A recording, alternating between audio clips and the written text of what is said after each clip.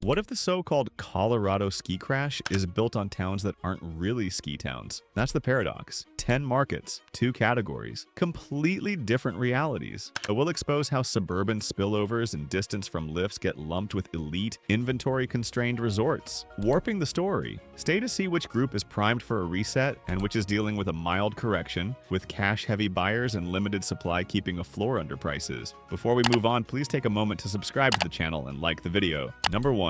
Crested Butte. From a distance, Crested Butte looks like a cliff dive. One quarter shows a big red arrow and the internet screams crash. But here's the catch. In a town this small, one mega close can yank the charts like a fishing line. A single $7 million trophy sale one year, followed by a season of mid-tier resales the next, and the average does a magic trick. Median versus average becomes the whole story, and most viral posts don't say which one they used. Let's break it down. Crested Butte is tight and landlocked. You've got mountains, conservation, and a finite number of parcels. That's scarcity you can touch. It's a core ski town, not a sprawl machine, so new supply barely drips in. When you mix that with a small number of transactions, math volatility is baked in. One quarter can look euphoric, the next can look brutal, and neither actually reflects a structural collapse. Those down 30% spikes, that's not sellers slashing like a clearance rack, that's a composition shift. Last year's closings leaned luxury. This year leaned practical. If your sample is 10 to 20 deals and 3 whales swim away, the average gets skinny fast. Thumbnail drama loves that. Reality doesn't. Now inventory. Detached homes are scarce, period. People hold them, rent them, hand them down. Condos move more, but the older associations carry higher HOA dues, rising insurance, and bigger reserve requirements. That adds friction. Buyers see 2 similar units and choose the one with cleaner budgets. The dated building sits. Days on market creep up. That's normalization,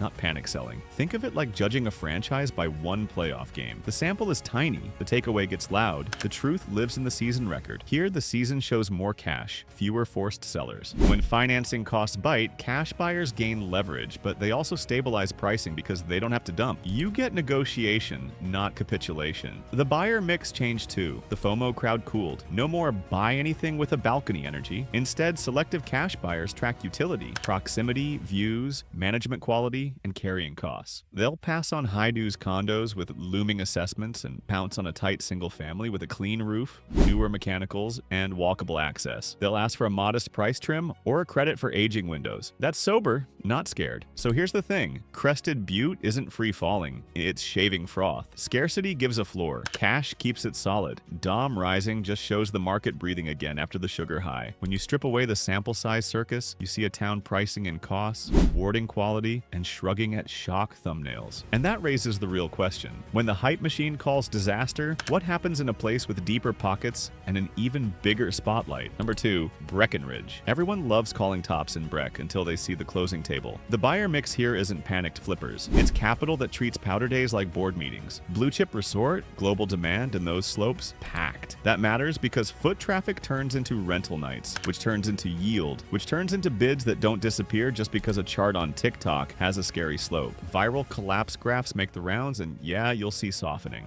But here's the catch. The supply pipe for true ski in, sky out is a drip. You can scroll listings all day and still not find more than a handful that hit A-tier criteria. Walk to lift, updated systems, strong HOA, clean rental history. Everything else trades in that long tail where the photo angle does more work than the floor plan. The split is clear. Condos are taking the brunt from rising dues and insurance. Older buildings face higher reserves, and the monthly nut jumps like a gym membership you forgot to cancel. Death by autopay. Buyers run the math and punish dated hallways and looming assessments. Meanwhile, single-family chalets with actual land and proximity? Thin on the ground. Limited listings. Picky sellers, and yes, still multiple offers when the address and condition line up. So, stats. From the 2022 peak, prices eased modestly. Think glide path, not nosedive. Inventory isn't ballooning, it's relatively stable, which is code for no forced discounting frenzy. That's why local agents keep reporting the same dance. Buyers negotiating 3 to 5% off ask, not 30. Big difference. A busted faucet credit is not a capitulation. Liquidity is the real story. Breck carries deeper buyer pools and a whole ecosystem of short-term rental operators who don't behave like suburb commuters. Institutional style managers treat units like micro hotels. When rates rise, they tweak rates and occupancy rather than dump the asset. That cushions volatility and keeps the bid alive for units with proven utility. Near lifts, walkable to town, reliable cleaning crews, the whole system. Policy risk is real though. Short-term rental caps reshuffle the deck. They shove demand toward the highest utility properties where the permit adds value and away from marginal units, where the numbers only worked in 2021 spreadsheets. That's how you get two condos in the same complex with totally different outcomes. One trading in days, one ghosting on the market because the carrying costs don't pencil. So here's the thing. This is a correction with leverage on the margin, not a free fall. The big cap buyers still set the tone, the supply of prime addresses stays stingy, and the collapse content forgets to mention actual inventory behavior. That's a true ski market. Now let's test the viral list logic by stepping into its favorite punching bags. Number 3, Silverthorne. If Breck is the stage, Silverthorne is backstage. Busy, fluorescent lights, everyone moving gear, but no curtain call. That's the frame you need. It sits right off of your 70, a hop to multiple resorts, but no lifts in town. It's a service hub,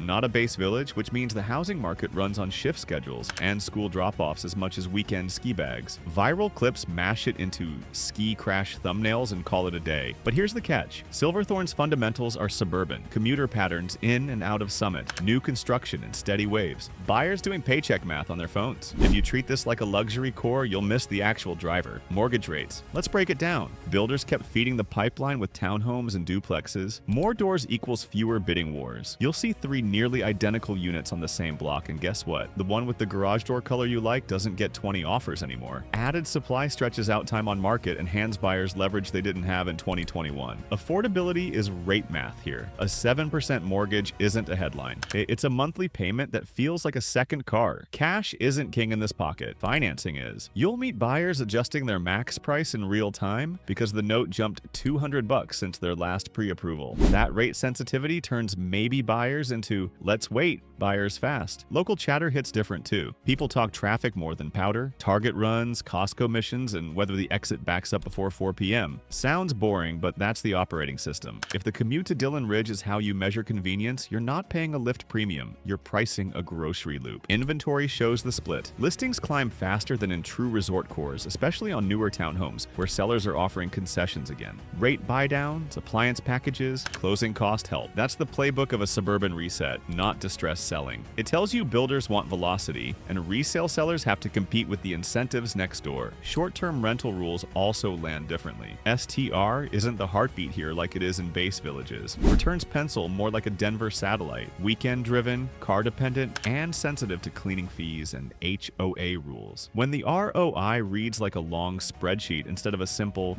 walk to lift, rent forever, speculative demand fades and end-user logic takes over. So here's the thing. Silverthorne can reset without disproving ski town resilience. Wrong category, wrong conclusion. It's a rate story, a supply story, and a buyer with a job story. The drama is in the spreadsheets, not the gondola line. And if you think miscasting stops here, the next spot gets the same lazy label with the same flawed logic. Number 4, Dillon. Dillon looks like a ski town from a drone. Blue water, mountain backdrop, sun hitting the marina just right. But here's the catch. It's not a lift market. It's a lifestyle hub. You buy here for concerts at the amphitheater, paddleboards on a Saturday, and a 10-minute drive to Keystone when you actually want turns. The viral narrative says price drops here prove the statewide collapse. That take misses the buyer psychology. Dillon behaves like a convenience market. People want easy parking, a quick run to groceries, and lake time right out the door. Luxury resort bases trade on scarcity and glide paths to a chairlift. Dillon trades on, can I get the kayak out after work, and is the HOA going to nuke my monthly number? Let's break the product down. It's condo heavy, and the older buildings are getting squeezed. Insurance goes up, reserves get stricter, dues creep, and suddenly the entry-level buyer who loved the location hates the math. 2 similar one-bedrooms can have wildly different carrying costs, and that spread kills momentum. The lower dues unit gets the tour traffic. The tired hallway with the scary budget sits. Seasonality runs the show. Summer demand surges because the lake is the star. Occupancy and nightly rates reflect that. Winter demand is secondary, solid but driven by proximity to nearby mountains, rather than a true base village premium. Investors clock those patterns and underwrite accordingly, which means they won't chase a unit if summer ADR can't cover a rising HOA. Days on market are up on the mid-tier stacks. It's real. It's happening. Price cuts are common on condos with high dues or dated finishes. Buyers are picky. They'll ask for credits on appliances, flooring, or windows, and if the HOA reads like a horror novel, they just walk. Selective, not spooked. That's a key difference. It's like buying a concert ticket for the opener. Good vibes, solid set, maybe even your favorite song. But the headliner is down the road. The premium follows the main act, not the warm-up. Dillon benefits from proximity, but it but can't claim the same price immunity as a true base. Short-term rental rules also filtered out some spec buyers. When permits and caps tighten elsewhere, Dillon doesn't automatically become the safety valve. The returns here need road access, lake weather, and HOA math to line up, and that narrows the pool to users who plan to enjoy the place and offset costs, not run a micro hotel. So here's the thing. Dillon's softening looks like a suburban lake effect. Seasonal demand whipsaws, HOA and insurance push on the lower rungs, and condos with dated bones take longer to move. That's not a ski town implosion. It's a market pricing convenience over gondolas. Still in the wrong bucket. Let's hit a place influencers love to group with Breck, but shouldn't. Number 5, Frisco. Frisco is the roundabout of Summit County. Everything spins through it. You don't buy Frisco for a gondola. You buy it because Main Street is actual Main Street, and every highway fork points to a different set of lifts. You're 10-ish minutes to Copper, a quick shot to Keystone, straight shot to A-Basin, and yes, Breck is right there when you want it. The premium is mobility. That's the whole trick. Viral decline charts miss that. They read Frisco like a base village and then act shocked when pricing doesn't move like a ski-in building. The value here is access-based. You pay to be central and walkable, not to clip in at your front door. That distinction turns a scary graph into, okay, that tracks. Let's break the product down. You've got townhomes and condos with heavy short-term rental history, cleaning crews dialed, lock-off layouts, solid weekend demand. Then you've got a tiny, truly tiny set of single-family homes close to Maine. Those are unicorns. When one shows up with a decent lot, updated systems, and you can stroll to coffee without crossing Highway 9 like a game of Frogger, it moves. Not frenzy like 2021, but real qualified interest. The squeeze is coming from older HOAS, insurance hikes, beefed up reserve studies, and deferred maintenance catching up. Monthly dues jump, and buyers do the math in the driveway. A renovated unit with disciplined reserves looks like a safe harbor. The carpet and brass special with a wobbly budget, it sits, and price reductions follow. The money flows to low dues or recently assessed buildings, where the next surprise is less likely. Data vibe, not data dump. Modest downshift off peak. Days on market back to a sane range. Bidding wars aren't common, but they're not extinct for A-plus locations with walkability and quiet at night. That combo is rare, and rarity still gets paid. Local quirk that matters. Frisco traffic choke points. Those 2 or 3 pinch spots create a tax on your time. If a place lets you live on foot, groceries, tacos, trailhead, buyers assign a hard premium. A few blocks can separate top tier from maybe next season. Rate sensitivity runs higher here. This is not a cash supreme arena. The cash share is lower than the mega lux tiers, which means a 0.5% mortgage move can shuffle budgets and slow decision cycles. You'll hear we're waiting on a lender update more than you hear wire sent. So here's the thing. Frisco can wobble without signaling some grand ski meltdown. It's a crossroads town with a mobility premium, not a base lodge. Prices reward walkability, low dues, and scarce single-family near Main, while older HOA product reprices to reality. Now, back to a true resort where the data tells a different story. Number 6, Steamboat Springs. Steamboat upgraded the base, rolled out lift improvements, and the market didn't faceplant. Wild, right? You'd expect chaos after cranes, assessments, and torn-up walkways. Instead, the core stayed sticky. Families still fly in for the kid-friendly terrain, grandparents still want that sleigh ride energy, and buyers keep circling anything that touches the new amenities. Momentum didn't vanish, it just shifted lanes. Here's the setup. This is a fast-evolving resort with serious capital flowing into the village. Bigger gondola capacity, refreshed frontage, better circulation. That draws a larger, family-driven buyer base, the sort that values easy ski school drop-offs as much as champagne powder. When that group likes a place, they're sticky. They're not day trading condos, they're planning holidays for the next decade. Viral posts scream down bad, but they're cherry-picking. Single-family values have held their ground because lots, privacy, and proximity to the revamped base don't grow on trees. Where you do see give is in certain condo stacks, especially the older ones that didn't keep up. When reserves lag and insurance jumps, monthly dues swell, and the spreadsheet crowd hits pause. That's softness by product type, not a blanket collapse. Inventory is rising, mostly on condos. You'll notice more options in buildings with aging systems and thin reserve studies.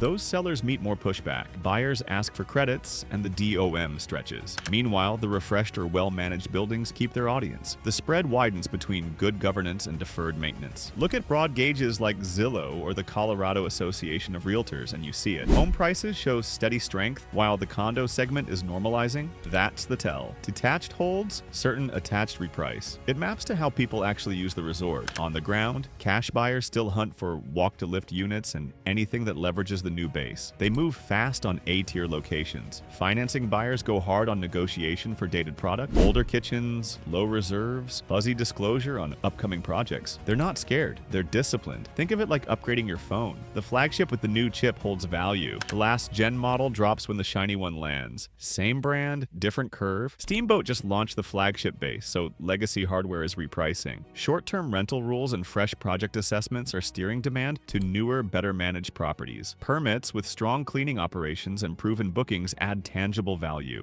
Marginal buildings lose that glow, so they trade at a discount or sit until they fix the fundamentals. So here's the thing. Steamboat isn't in free fall. It's trimming the weak links while the core stays firm under real amenity upgrades and family-driven demand. Now watch how distance from the lifts makes crash headlines easy and misses what's actually moving buyers. Number 7, Durango. Durango is amazing. College town vibe, the narrow gauge train chugging like clockwork, river energy that makes you want a patio and a burrito at the same time. It's not Aspen's cousin. Different DNA. The lift you care about is at Purgatory, and that's miles up the road. So the market here mixes locals on payroll, retirees chasing sunshine, and lifestyle buyers who want trails and tacos more than a base village badge. Calling Durango a ski crash proxy is like using a gravel bike to judge Tour de France speed. Wrong tool, wrong course. The engine is detached homes tied to local wages and interest rate cycles, not a wave of second home cash landing every powder day. When rates jump, monthly payments punch harder and decision-making slows. When rates ease, you see a little life. It's rate and paycheck theater, not hedge fund condo roulette. Let's break it down. Inventory is up from the ultra-tight 2021 squeeze. You can actually get showings without a lottery, but it isn't a spike and it isn't panic. The give shows up in suburban tracks on the edge. Cookie-cutter floor plans, longer drives to Main Avenue. Those soften first. Closer in, with decent lots and updated systems, they defend better because people want short errands and an easy jump to the river path. Insurance and wildfire risk matter here in a way resort bases don't feel. Carriers price the hillside and the tree line. Buyers will ask, what's the premium? What's the defensible space? If the property looks like a pine needle hoarder with a wood roof, the discount is baked in. That's not drama. That's actuarial tables meeting real-world nerves. Buyer behavior tells the story.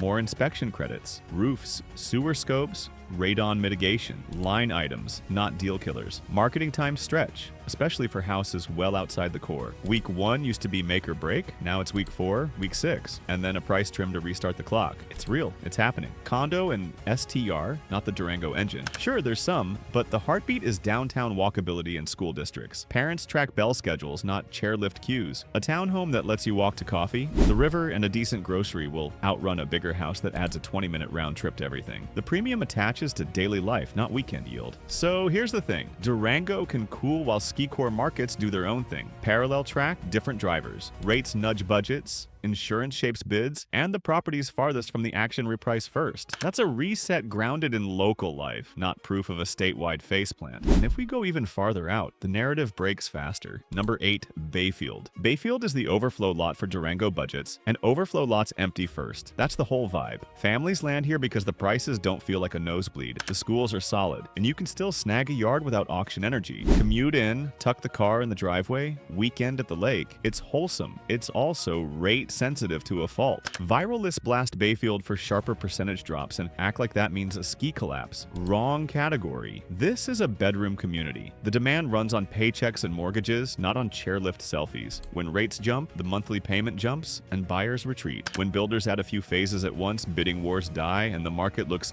down bad on paper. But here's the catch. That's rate math and new supply, not resort distress. Let's break the small number effect because it's doing the most. In a thin market, a handful of price-reduced new builds can drag the median like an anchor. 5 specs cut 10 to 20 grand to move inventory, and suddenly the chart screams. The actual lived experience? The nicest resale on a big lot still gets attention, while 4 cookie-cutter neighbors chase it with incentives. It's like judging a restaurant by 3 drive-through orders. Sample size lies. Loan mix turns the screws tighter. Higher FHA and VA share means a 1-point rate move slams affordability fast. That approval at 6.25% becomes a we need to wait at 7.25%. You can feel it in showings. Weekend traffic dips, follow-up calls get quiet, and lenders become the main character. On the ground, buyers are playing chicken with the builders. They wait for incentives rather than bid up. Rate buy-downs, washer-dryer packages, closing cost credits, those are back like it's a holiday sale. And it works. People will choose a new roof and a warranty over granite from 2008 if the monthly pencils. Resales take the hint and either price below the spec down the street or sit long enough to join the concession parade. Inventory is up compared to the 2021 squeeze. Not a flood, but enough to end the panic. Concessions are common on spec homes because velocity matters to builders. Resale activity? More cautious, more contingencies, more inspection credits. The deals that move fastest combine clean inspections, reasonable taxes, and acceptable commute math. The rest queue up and wait their turn. There's no resort capital here to backstop prices. No hedge fund condo operator scooping units for yield. This is suburban economics, full stop. Mortgages, wages, commute time, and whether you can afford a swing set and still buy groceries. So here's the thing.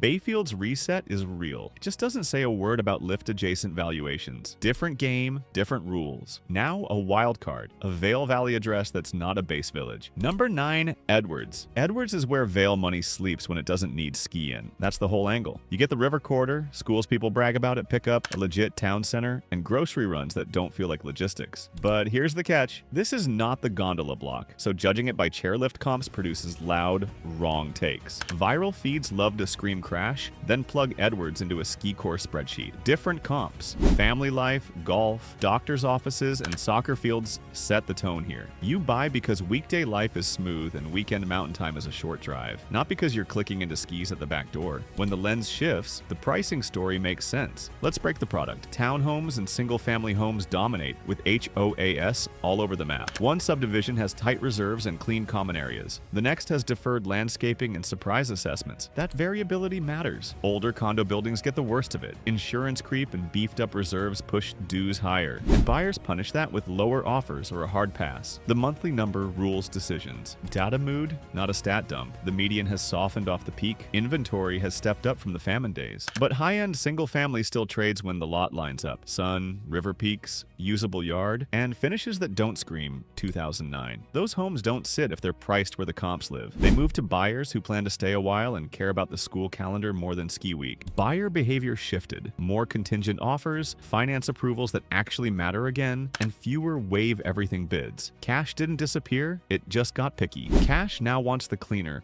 HOA, the newer roof, the inspection that reads like a nap, not a novel. If a place misses on 2 of those, the offer fades, or the number drops 3 to 5% to get the deal back alive. Think of Edwards as business class, not the private jet terminal. You still get space, comfort, and priority boarding, but you're not paying the tarmac to lift privilege tax. That gap is the point. It pulls steady demand from people who want the valley without the spectacle. Here's the thing. Vail's capital gravity stabilizes the whole corridor. Money flows to the base first, then radiates. That backstop makes true distress rare in Edwards. You'll see normalization, longer marketing times, sharper underwriting, and selective price trims, but not a rate-shocked capitulation. So the mini payoff is simple. Edwards is normalizing on lifestyle terms, not collapsing like a commuter suburb. The comps are schools, trails, and river afternoons, and the market is acting like it. Finally, the miners era outlier that headlines love to misuse. Number 10, Leadville. At 10,200 feet, Leadville sits higher than most ski peaks, and its rate sensitivity is just as thin air intense. Every quarter point on a mortgage hits like an extra flight of stairs. Sounds dramatic, but that's the math. Lower price point, higher share of financed buyers, quicker reaction when payments jump. Let that sink in. Leadville's a historic mining town that morphed into the budget alternative to Summit and Vail. That's the draw. Old brick miner cabins, a main drag with character, and a commute that trades time for savings. You can still land a house without selling a kidney, which is exactly why it behaves more like a workforce hub than a luxury base village. Viral collapse clips love using Leadville as proof of doom. But here's the catch. This market trades like a commuter town with short-term rental pockets, not a high-flying ski core. Jobs, service shifts, and seasonal rhythms move absorption. When gas prices, school calendars, and overtime hours shift, showings follow. That's not a meltdown. That's Tuesday. Economic drivers are old school. Local wages, seasonal jobs, winter logistics. If Highway 24 is slick and your plow guy raises rates, you factor that into your offer. If you're working in Frisco or Vail, sale, the commute math sets your ceiling more than a gondola ever will. People buy what they can carry through February, not what flexes on Instagram. Inventory has climbed from the 2021 famine. Not a flood, but shelves aren't empty. Price reductions cluster on fixer-uppers and energy-inefficient homes. Single-pane windows, tired furnaces, questionable insulation. Sellers learn fast that buyers will pay for tight envelopes and updated systems, not for drafty charm with a space heater cameo. Insurance and winterization costs spook first-time buyers more than any cash whale in a luxe resort. Higher premiums for older roofs, wood stoves, and proximity to trees. Then add the cost to blow cellulose into walls, swap to a high-efficiency boiler, and trench a proper drain. That monthly adds up. The inspection report becomes a budget, and the budget trims the price. That's it for today. Don't forget to like and subscribe to the channel for more of the latest updates.